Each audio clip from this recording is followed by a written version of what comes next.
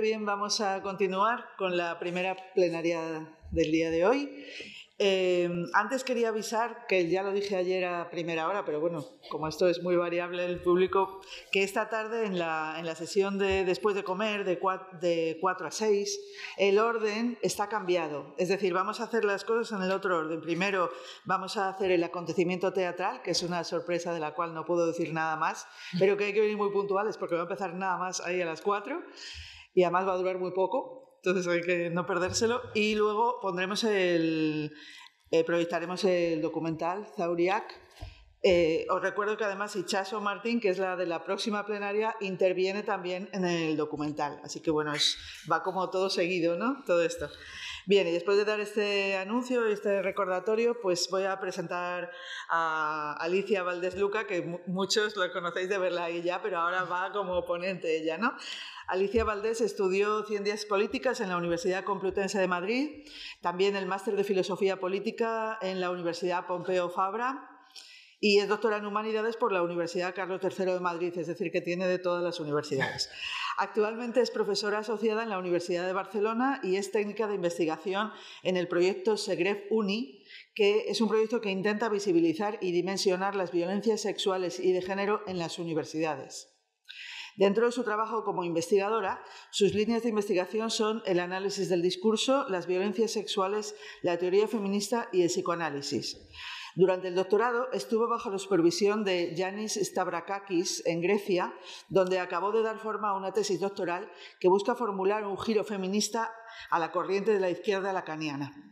En esta tesis, Alicia Valdés analiza la obra de Lacan y sus interpretaciones políticas desde la epistemología y la metodología feministas, con la finalidad de crear un marco teórico en el que poder hablar de política interseccional y teoría psicoanalítica, interpretando lo real como femenino y como espacio de dislocación, que también de eso nos va a hablar, ¿no? En sus investigaciones parte de la perspectiva feminista lacaniana y aborda los temas de la construcción discursiva de la realidad y que tienen como objetivo ampliar los márgenes de la teoría política feminista hacia la interseccionalidad.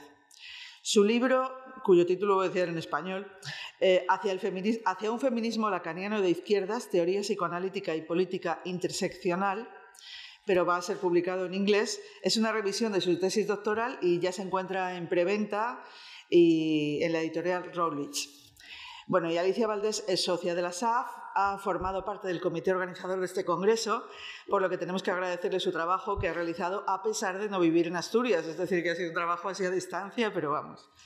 Alicia forma parte también del Colegio de Ciencias Políticas de Cataluña y del grupo de investigación consolidado GREDI. En esta conferencia, que lleva un título tan sugerente, Mujer e histeria hacia una interpretación feminista de Lacan, Alicia nos introducirá en algunas de las ideas claves de su libro. Específicamente, Alicia realizará en su conferencia una apropiación feminista de los conceptos lacanianos de realidad, real y posición sexual, con el objetivo de articular una lectura diferente en torno al potencial emancipatorio y político del discurso de la histérica. Así que vamos a escucharla. Le doy la palabra. Muchas gracias, Sole, y extiendo el agradecimiento al resto de compañeras que han dado forma a la organización de este congreso y sobre todo a todas las personas que estáis hoy aquí. He de decir que es la primera plenaria presencial que tengo en 2 años, así que espero que los nervios no me jueguen una mala pasada. Gustaríame decir unas palabras en asturiano antes de la mía conferencia, porque creo que en momentos como este, en momentos en donde la extrema derecha busca destruir les mellores culturales d'un pueblo, creo que é necesario que dende les instituciones, especialmente dende les universidades, como espacio de saberes, pues que llancemos un mensaje a favor de la lingua, ¿no? y de la socoficialidad. Creo firmemente que la mía lingua materna tendría de ser l'asturiano y non lo é. Y aquí a topo con 29 años luchando por aprender una lingua que considero mío. Gustaríame decir que la cooficialidad va a devolvernos lo que ya lleno eso. Y sin más dilación, voy a comenzar con la ponencia, que bueno, como podéis ver ya le he cambiado el nombre, ¿no? Creo que nos ha pasado un poco a todas las que hemos estado trabajando en nuestra conferencia durante 2 años, que al final es irremediable, ¿no? Que el discurso sea orgánico y que por lo tanto las ideas también lo sean y la narrativa cambie. Es por ello que he decidido darle forma también a modo de artículo a esta conferencia que a día de hoy se titula Mujer e Histeria, el real lacaniano como espacio de habitancia revolucionaria. Quiero recalcar un poco la imagen que he elegido. La imagen que he elegido es también la portada de mi libro. Y la imagen que he elegido es una de las imágenes que salieron del Hospital de la Salpêtrière, de todas aquellas histéricas que fueron estudiadas, por decirlo de una manera, mediante, bueno, instrumentalizaciones misóginas, ¿no? A través de Charcot, que fue uno de los hombres que trabajó la primera vez con la histeria. De hecho, esta imagen me gusta mucho y luego mostraré por qué. En realidad, esta imagen se supone que lo que está representando es el bostezo de una histérica, ¿no? Pero para mí, más que un bostezo, parece un grito. Y luego pasaremos a ver si realmente la histérica grita, si bosteza o qué es lo que nos quiere decir. Voy a intentar no superar demasiado el tiempo, porque creo que al final lo mejor de los espacios presenciales es precisamente el debate y la conversación que sigue a las conferencias, así que me lo he traído todo muy escrito. Intentaré no leer de manera aburrida, pero tampoco me gustaría salirme un poco del guión que tenía marcado. Bueno, la relación entre el inconsciente y la revolución ha sido ampliamente estudiado por diferentes autores, entre los que cabe destacar en este caso a Scott Mirre. El autor defiende la idea, ¿no?, de que el inconsciente es un espacio potencial para la revolución. Es por ello que la subjetividad neoliberal ha de ser desafiada al nivel del deseo inconsciente. La presente conferencia tiene como objetivo seguir la línea de argumentación esgrimida por otra autora que se llama Bethany Morris, en la que se define al sujeto mujer como un sujeto que posee un surplus de inconsciente, elemento que determina a la mujer como sujeto revolucionario. Partiendo de esta capacidad revolucionaria del sujeto mujer, esta conferencia defiende la idea de que la mujer, como bien decía Lacan, no existe, sino que existe. Aquí podéis ver la diferencia.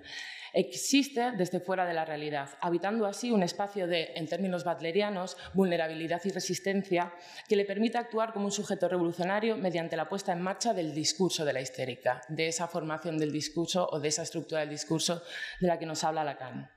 A través de la traducción político-feminista de las ideas lacanianas de la posición sexual y del discurso histérico, propongo la introducción de una lectura heterodoxa de la idea del real lacaniano como un espacio para la habitancia revolucionaria, para la habitancia política disruptiva.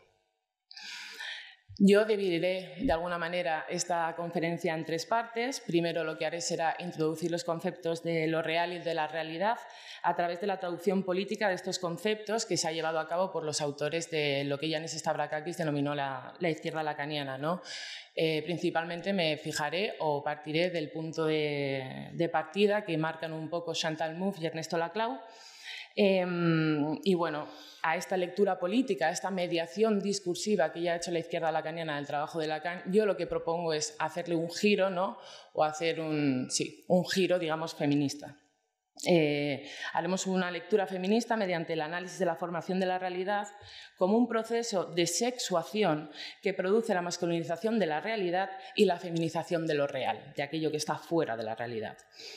De esta manera podríamos llegar a una lectura feminista de los espacios de la habitancia política, en los que los sujetos se mueven dentro y fuera del registro de lo simbólico.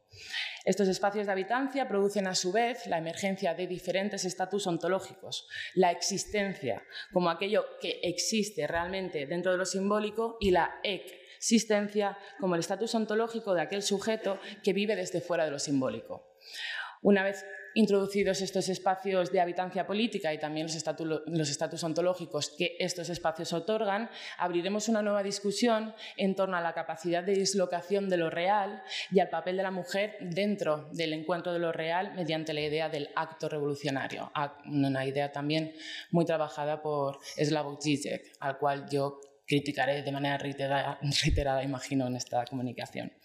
Creo que también un poco para mezclarlo o vincularlo a la mesa que acaba de tener lugar, una de las preguntas que había lanzado Claudia era qué era qué diferencia había en torno a la cuestión no binaria y a la cuestión trans, ¿no? Yo creo que tiene que ver precisamente con estos estatus ontológicos, con estas maneras de existir o de existir. Así como determinadas leyes pueden empezar a garantizar o a luchar por la garantización de la existencia trans, todavía no hay nada que hable de la existencia no binaria, ¿no? Estaríamos hablando de la existencia, de esa periferia ontológica, de aquello que no se entiende como una vida vivible o incluso una vida viva. Y aquí ya pues, podríamos volver a hablar de Butler. Lo primero que quería introducir es la idea de la realidad como el producto de una operación discursiva. Creo que uno de los elementos teóricos lacanianos con mayor potencial para la filosofía política es precisamente el estudio que hace el analista en torno a las ideas del discurso y del lenguaje. Sin embargo, como bien dice Callum Neal, no podemos hablar a día de hoy o no podemos articular algo como un análisis lacaniano del discurso. No existe tal cuerpo teórico porque Lacan no lo desarrolló. Sin embargo, sí que es cierto que varios autores de lo que he venido denominando como la izquierda lacaniana sí que han desarrollado diferentes articulaciones teóricas en torno a la idea de un análisis lacaniano del discurso que sea aplicable, en este caso, a la política o a lo político. De estos proyectos creo que cabe destacar el libro que tienen Chantal Mouffe y Ernesto Laclau, que no sé cómo se llama en castellano, pero creo que sería Hegemonía y Estrategia Socialista. Y este es un punto de, sí, ¿no? Este es un punto de partida para después la articulación más compleja de esta idea de un análisis del discurso lacaniano para la política que desarrolla Ernesto Laclau más tarde en su libro Emancipaciones. Es en este preciso marco teórico, digamos, en el que me sitúo yo a la hora de analizar la construcción de la realidad como producto de operaciones o una operación discursiva en la que se produce una batalla por la consecución de la hegemonía, ¿no? Sobre quién va a poner los marcos de la realidad y quién limita aquello que existe. Brevemente, y apropiándonos un poco de la lectura butleriana de los marcos de la vulnerabilidad y de la vida vivible, que ella desarrolla en libros como Marcos de Guerra, podríamos definir que la realidad política es un marco por el cual se establecen aquellos elementos y aquellas vidas que pueden ser definidas como políticas, como vivas y como existentes. La adición del adjetivo política al sustantivo de realidad corresponde a una razón que entiendo que es bastante clara. Sí que podríamos decir existen tantas realidades como personas que las definen, pero realmente cuando hablamos de realidad y no de realidades lo hacemos porque existe una serie de normas, una serie de reglamentos, de reglas, de legislaciones y otros elementos simbólicos que son impuestos y que dan lugar a una específica lectura de la realidad que se impone como la hegemónica. Es por ello que, bueno, y aquí podríamos volver a vincularlo con el tema del género. Creo que el hecho de la heteronorma o la cisnorma nos deja digamos, un ejemplo muy claro de realmente cómo funciona la idea de imponer una única realidad. Esta realidad política es el resultado de una operación discursiva que yo entiendo que opera en dos planos diferentes. Por un lado, establece una cadena de significantes que delimita aquello de lo que se puede hablar, ¿no? Hasta hace muy poco no teníamos palabras que hablaban de realidades o de identidades que hasta hace muy poco se entendía que no existían. Pero más allá de limitar aquello de lo que se puede hablar, limita claramente quiénes pueden hablar, quiénes pueden crear nuevos significantes y quiénes pueden utilizar los significantes que ya están impuestos. Podríamos decir entonces que podríamos analizar estos dos planos siguiendo los conceptos heideggerianos de lo óntico y lo ontológico. De hecho, Chantal Mouffe hace una traducción política de estos dos conceptos y lo que hace es traducir lo óntico y lo ontológico a los conceptos de la política y de lo político. Cito: podríamos, tomando prestado el vocabulario de Heidegger, decir que la política se refiere al nivel óntico, mientras lo político tiene que ver con lo ontológico. Esto quiere decir que lo óntico tiene que ver con el abanico de prácticas de la política convencional, mientras lo ontológico concierne la manera en la que la sociedad es instituida. Cierro cita.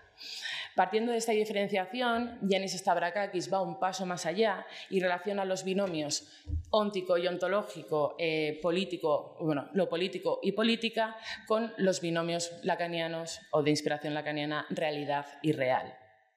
Compartiendo la diferenciación de Chantal Mouffe y la articulación más tardía que realiza Yanis Stavrakakis sobre dicha diferencia, lo que obtenemos es una concepción diferente de la manera en la que se construye la realidad y el papel que juegan estos dos planos. Desde mi punto de vista, creo que existe una clara oposición entre lo que sería la realidad entendida como política y lo real entendido como político, pero esta diferenciación creo que no puede vincularse o traducirse directamente a la oposición entre lo óntico y lo ontológico. Esto responde al hecho de que la realidad, como bien estaba diciendo, no solo limita de qué se puede hablar, sino de quiénes se pueden hablar o quiénes pueden hablar. De esta manera no solo estamos hablando de lo óntico, sino que necesariamente estamos pasando al plano de lo ontológico. Es decir, la política no solo se interesa por aquello de lo que se puede hablar, sino qué sujetos son los que pueden producir y reproducir nuevos significantes dentro del registro de lo simbólico. De una manera más clara, podríamos decir que la construcción de la política, de la realidad, implica la creación de un nuevo espacio ontológico que delimita y que sobre todo limita el ser político de los sujetos.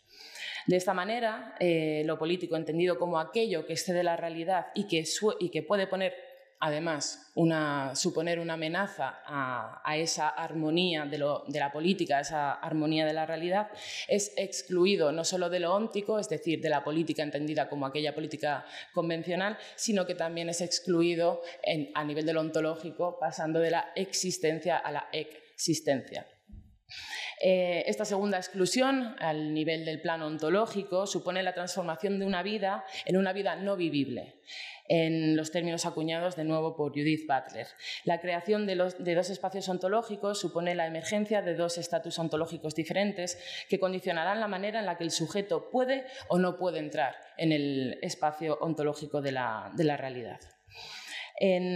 Bueno, voy a poneros aquí esto que quizás... Se ve bien, ¿no? Que quizás, porque voy a ir hablando de determinados conceptos, todos ellos están relacionados y creo que de una manera visual es más fácil de comprender.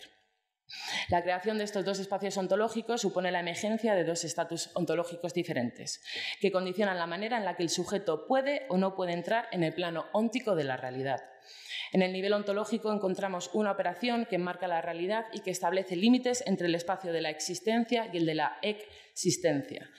El espacio de la existencia es un espacio de la habitancia política que garantiza al sujeto la reproducción y producción de la cadena de significantes del discurso político de la realidad que habitamos. Este espacio de habitancia da lugar a lo que yo denomino el CPB, la comunidad política básica. Esta comunidad política básica puede ser definida en los mismos términos que Judith Butler define la esfera pública. Y aquí vuelvo a citar, para ella la esfera pública es constituida en parte por aquello que puede aparecer. Y la regulación de la esfera de las apariciones es una de las maneras de establecer qué contará como realidad y qué no. Es también una manera de establecer quiénes son las vidas que merecen, que pueden ser enmarcadas como vivas y quiénes son las muertes que contarán como muertes. Cierro cita. Aquí es muy fácil hablar de todas esas muertes que tienen lugar en el Mediterráneo. Esta definición se conecta directamente con la definición que nos da Alexander Klug, quien define la esfera pública como ese sitio donde las batallas son decididas por medios diferentes a la guerra. De esta manera podríamos definir el real como el espacio de habitancia política en el que el estatus de la existencia se distribuye entre aquellas personas que son excluidas o que no encajan en el orden impuesto por el registro simbólico que gobierna la realidad, quedando así relegados a un espacio de vulnerabilidad ontológica en un sentido butleriano. De nuevo, y por intentar vincularlo todo el rato con la mesa anterior, creo que si mirásemos un elemento muy claro de la realidad, que es la heteronorma, podríamos ver precisamente de qué manera la heteronorma actúa sobre los espacios ontológicos y actúa sobre la vulnerabilidad, en este caso de todo sujeto que no sea cisgénero. Estoy hablando de un concepto de manera reiterada, que es el del simbólico, quizás porque como lacaniana doy por supuesto que se comprende, pero creo que debería explicarlo un poco. Voy a citar a Bethany Morris y ella define el simbólico, y cito: el simbólico es el registro en el que todos funcionamos y participamos con el lenguaje. En el lenguaje, cierro cita. Sin embargo, esta participación es diferente entre los sujetos con existencia y los sujetos con existencia. Durante la segunda identificación del sujeto lacaniano, la primera identificación del sujeto lacaniano es la que ocurre en el estadio del espejo, es una identificación imaginaria.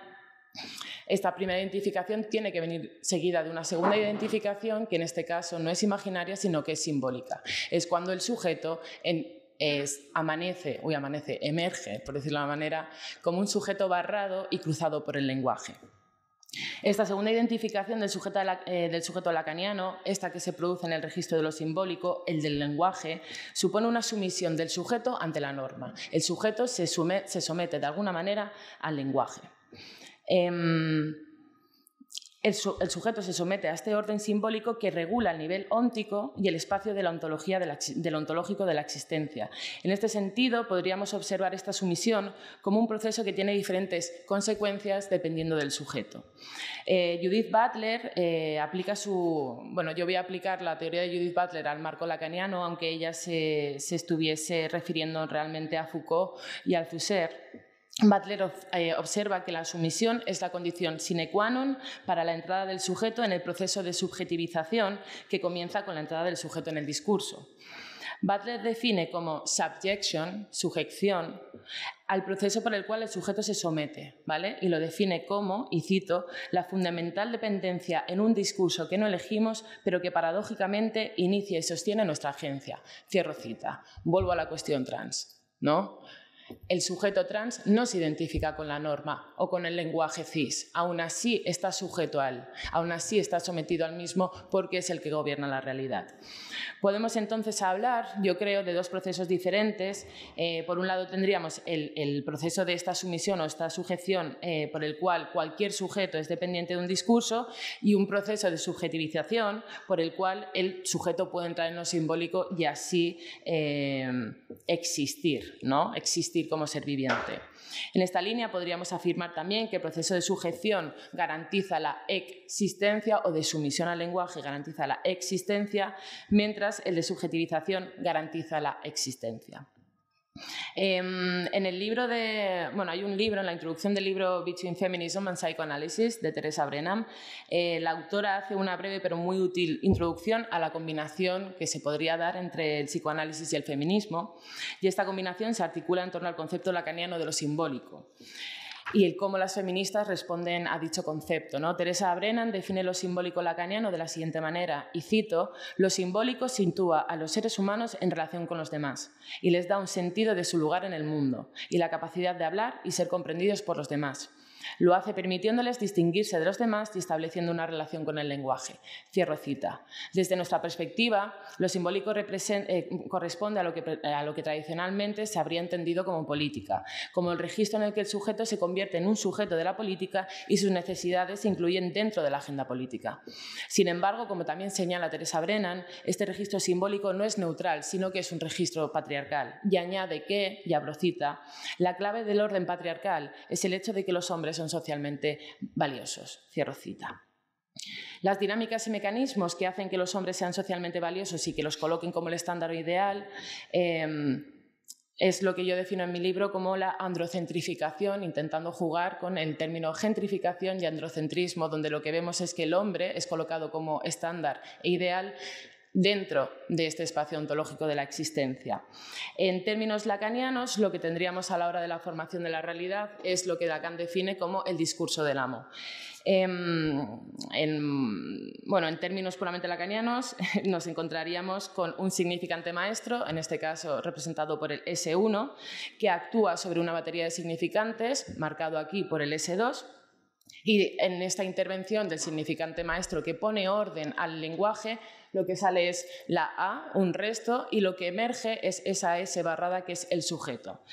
Lo que yo defiendo, la tesis que yo defiendo es que el significante maestro que actúa sobre la batería de significantes es el significante maestro masculino. Es por ello que el simbólico es androcéntrico y es por ello que el único sujeto capaz de aparecer en la realidad y a través de esta operación discursiva es el sujeto hombre, el sujeto androcéntrico. Ahora que ya he explicado brevemente la manera en la que las operaciones discursivas dan forma o enmarcan la realidad, pues podríamos decir que efectivamente la realidad se puede entender como fruto de una operación discursiva y además fruto de una operación que sexúa, en términos lacanianos, la realidad y lo real. Es aquí donde yo creo que es interesante, ahora ya he introducido esta digamos, transformación feminista de los conceptos de realidad y de lo real de Lacan, pero para mí es muy interesante trabajar con la idea de posición sexual. Posición sexual es uno de los conceptos clave del Seminario 20 de Lacan, del cual hablamos ayer aquí. Y bueno, por si os interesa, hace muy poco, bueno, hace 2 días publiqué precisamente un artículo en la revista de Jorge Alemán, Lacan emancipa, un artículo sobre cómo podríamos pensar la cuestión trans y la cuestión del trabajo sexual entendida como tensiones del feminismo a través de la idea de la posición sexual. Voy a leeros la definición de posición sexual que tiene Dylan Evans en su diccionario de psicoanálisis lacaniano, el cual también citamos ayer. Y cito, para Lacan, la masculinidad y la feminidad no son esencias biológicas, sino posiciones simbólicas, y la asunción de que una de estas 2 posiciones es fundamental para la construcción de la subjetividad. El sujeto es esencialmente un sujeto sexuado. Hombre y mujer son significantes que presentan estas 2 posiciones subjetivas. Cierro cita. Desde una perspectiva feminista y decolonial, y entendiendo que las posiciones sexuales hombre y mujer son posiciones con respecto a un simbólico, podríamos decir que podríamos entender el simbólico europeo como una intrincada red de sistemas de opresión entre las que caben destacar el cisgenerismo, el racismo, el sexismo, el capacitismo, el clasismo, y podemos inferir también que la posición sexual de un sujeto, su feminidad o su masculinidad, dependen de la posición que estos ocupan frente a toda esta maraña de opresiones. Si aplicamos esta idea entonces a la idea de los estatus ontológicos, lo que podríamos decir es que lo que tenemos en el espacio de la realidad sería una posición sexual masculina, mientras lo que tendríamos fuera sería una posición sexual femenina. Es aquí donde encontramos la relación entre lo real y la mujer. Hay que entender que la diferenciación que hay entre lo real y la realidad es un límite que no es neutro, es decir, la diferenciación, la limitación o la separación entre la realidad y lo real implica necesariamente la emergencia de una alteridad radical. Implica la existencia o la emergencia, en este caso, de una relación en términos smithianos de amigo-enemigo, nosotras contra ellos.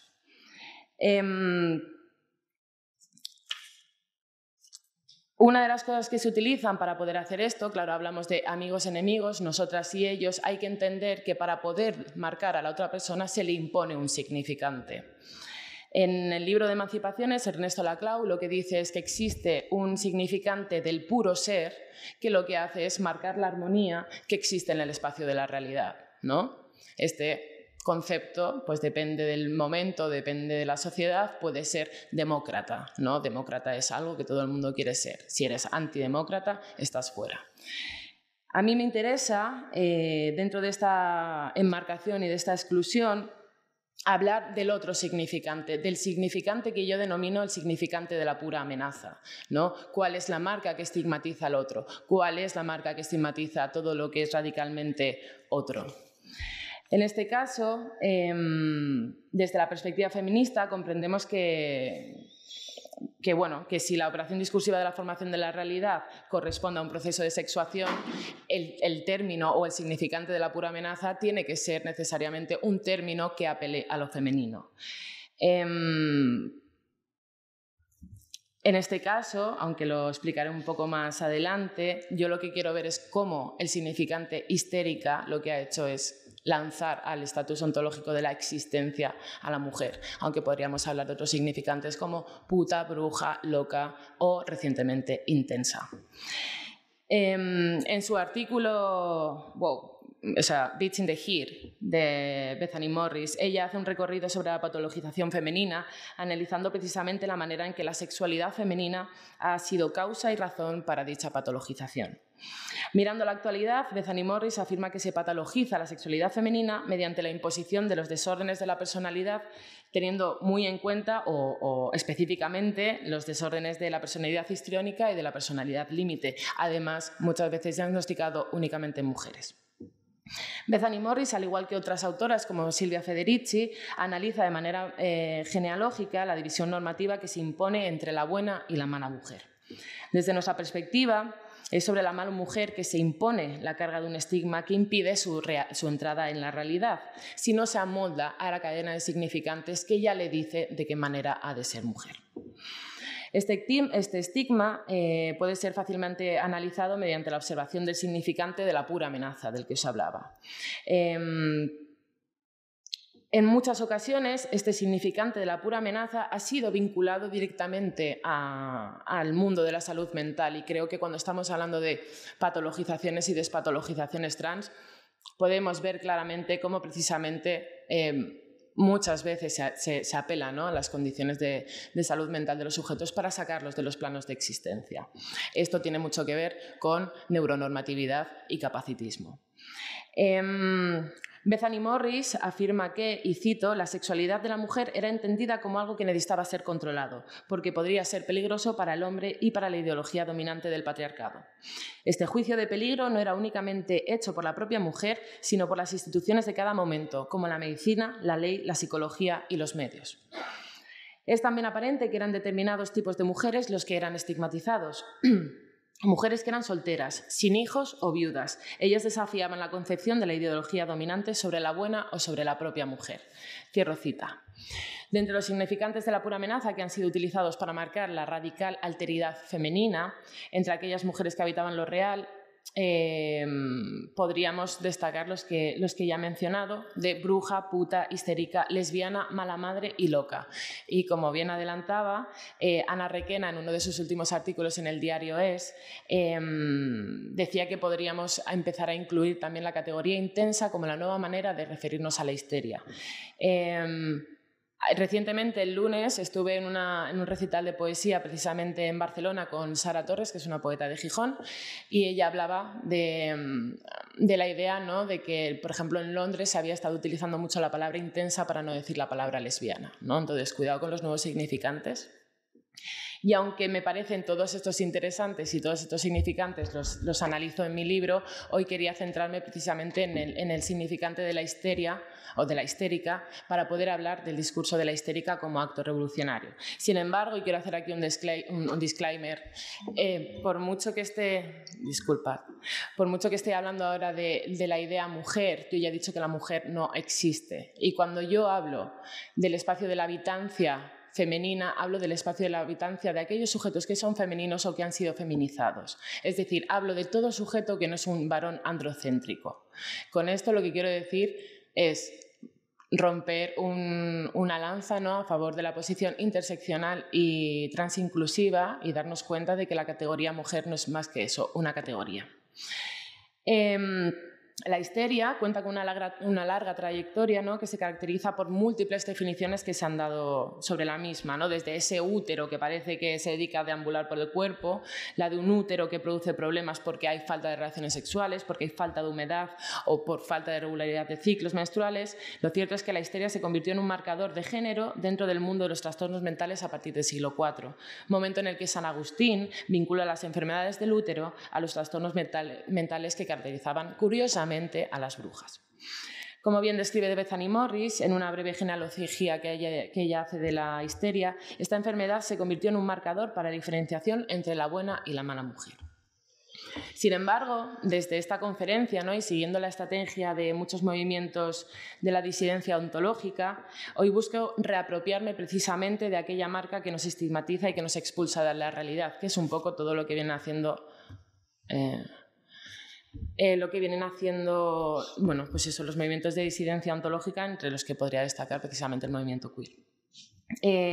Desde esta perspectiva podríamos entender a la histérica como una figura revolucionaria que habita fuera del registro de lo simbólico y que puede generar precisamente una dislocación dentro del marco de la realidad a través de lo que se llama el acto, ¿no? El acto en Lacan, como bien Como bien afirma Jason Glinos, el acto ha sido invocado por muchos estudiosos lacanianos como un dispositivo útil con el que realizar la crítica social, política e ideológica, ¿no? El acto lo que representa es ese encuentro que se da entre la realidad y lo real. Lo que yo propongo, al igual que proponen muchos otros y otras autores lacanianas, es que en este encuentro entre la realidad y lo real lo que podríamos tener es precisamente una dislocación de la realidad, generando así un momento en el que se puede dar una disposición a la revolución. Podríamos definir el acto como hecho, ¿no?, entre ese encuentro en la realidad y lo real, pero lo que yo creo es que esta definición se queda corta y que además esta definición necesita una evaluación feminista. Si hablan, una de las cosas que han hecho los estudiosos lacanianos, y digo estudiosos lacanianos, es precisamente caracterizar al acto y decir que lo más relevante del acto es su forma y no su contenido, intentando así enfatizar el hecho de que el acto representa, a nivel de forma, una colisión. Sin embargo, yo creo que esto es un error y que si no hablamos del contenido del acto podríamos estar dando, por ejemplo, rienda suelta a los levantamientos de extrema derecha. ¿Por qué? Zizek, que es uno de los grandes teóricos con respecto al acto revolucionario, defiende que hay que hablar únicamente de la forma y no del contenido. ¿Cuál es el problema si no hablamos del contenido? Si no hablamos del contenido no estamos hablando de quién ejecuta el acto. ¿El acto revolucionario puede ser ejecutado por cualquier persona? Bueno, se supone que es la colisión de lo real con la realidad. Necesariamente esa colisión tiene que venir empujada por los sujetos con existencia. Ponemos el ejemplo de la extrema derecha. La extrema derecha a día de hoy puede decir: el simbólico es progresista, el simbólico no me permite ser un demócrata cristiano, el simbólico es, no sé, trans, ¿no? Cosas que suelen decir. ¿Cuál es el problema? Si nosotros no hablamos del contenido y no hablamos del sujeto que realiza ese acto revolucionario, lo que estamos haciendo es dar alas precisamente a todos esos movimientos que no son revolucionarios, sino que lo que hacen es fortalecer precisamente el simbólico, fortalecer todas esas lógicas estructurales y sistémicas propias de la realidad, negando así además la sistematización de todas estas opresiones. Si de esta manera yo creo que podríamos hablar de la colisión entre lo real y la realidad, no solo contraponiendo dos espacios topológicos, sino también hablando de los sujetos que lo habitan. La inclusión de la discusión de los sujetos que despliegan los actos nos lleva a enfatizar la importancia del contenido del mismo.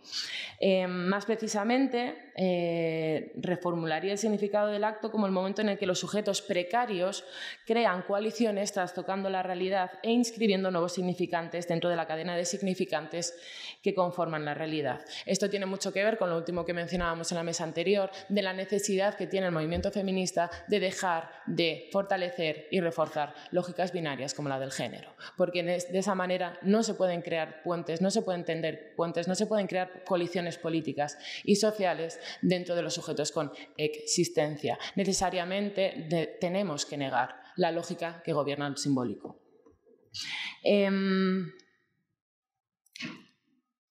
Claro, ¿de qué manera podemos llegar al evento? Yo estaba hablando ahora de que el acto o el evento, que es como lo llamaba Badiou, necesariamente tiene que romper la cadena de significantes que hay impuesta. Y con esta idea es un poco con la que quiero cerrar. Hay momentos en los que cuando un sujeto con existencia quiere dislocar la realidad, no se produce una dislocación, se produce una traducción. Si el simbólico y el lenguaje ya está, porque una de las cosas que dice Lacan es que el lenguaje tiene dos características principales que serían la metonimia y la metáfora. A mí me interesa hoy la metonimia. La metonimia te dice en qué orden pueden ir los significantes. Y marcando el orden te dicen qué contenido puede tener los significantes. Te digo de lo que puedes hablar y por lo tanto te digo lo que puede existir. Walter Benjamin, en su crítica a la violencia, habla de cómo esta traducción tiene lugar con la idea de la huelga revolucionaria, ¿no? De la violencia mítica. Una vez se codifica en el derecho a huelga, la huelga pierde su potencial revolucionario. ¿Por qué? Yo entiendo que es porque pasa a ser traducida a un significante que ya existe. Lo que tenemos que tener no es la traducción de un significante, sino la inclusión de un significante que logre romper con esa lógica que gobierna el simbólico. Vuelvo entonces a la imagen. ¿Qué es lo que está diciendo la histérica aquí? ¿Está realmente bostezando o está gritando? Cuando hablamos os he hablado del discurso del amo, Lacan tiene 5 formas o 5 estructuras discursivas. Una de ellas es precisamente la del discurso de la histérica o del histérico. Lacan caracteriza el discurso de la histérica como un discurso ininteligible, un discurso que no tiene sentido, un discurso que no expresa. Y yo me pregunto, desde la perspectiva feminista que habla de la disidencia ontológica, si realmente no tiene sentido o si realmente utiliza significantes que no han sido validados o entendidos como lógicos a través del simbólico. ¿Hasta qué punto está la histérica gritando únicamente o hasta qué punto está intentando introducir, en este caso, un significante en la cadena en el lenguaje que niega su existencia? Podríamos estar hablando, y esto pasa muchas veces, cuando estás hablando de cuestiones de género o cuestiones que tienen que ver con identidad de género, con personas que no están dentro, digamos, de esos ambientes, te dicen, ¿de qué hablas? No entiendo nada. Quizás porque precisamente los significantes que estoy utilizando sobrepasen y vayan más allá del simbólico en el que tú te encuentras cómodo. De esta manera, y ya como apunte final, una de las cosas por las que yo abogo en mi libro al final es precisamente en cómo se puede traducir esto en una praxis política, ¿no? ¿Hasta qué punto podemos hablar de un discurso de la histérica? ¿De qué sirve que una histérica grite? No sirve de nada, necesita de la coalición de otros cuerpos que sean vulnerables. Fernando Broncano, que estuvo aquí en el último congreso presentando además su libro Cultura es nombre de derrota, que recomiendo muchísimo leer, aunque creo que ya se quedó sin ejemplares, habla de una cosa que se llaman los espacios intermedios. Y los espacios intermedios son estos espacios que rompen con la lógica impuesta, que aunque él hable de cultura, a mí me gusta hablar de lo simbólico. Yo creo que los espacios intermedios a los que él hace referencia, y él habla de que los espacios intermedios son esos espacios de la cotidianeidad, ¿no? del día a día, creo que son los espacios donde precisamente la praxis política feminista tiene que tener lugar, ¿no? Para mí los espacios intermedios son precisamente todos esos espacios o recitales de poesía lesbiana, todos esos espacios o esas asambleas donde estamos hablando de cuestiones que tienen que ver con identidades de género. Los espacios intermedios también son los espacios de cuidados que existen y que niegan la lógica, que niega el afecto de manera constante dentro del sistema neoliberal. Creo que la única manera de que la histérica pueda introducir el significante es precisamente a través de la coalición de todos aquellos sujetos que existen y no existen para producir esa dislocación en la realidad. Y yo creo que ya he terminado. Muchas gracias.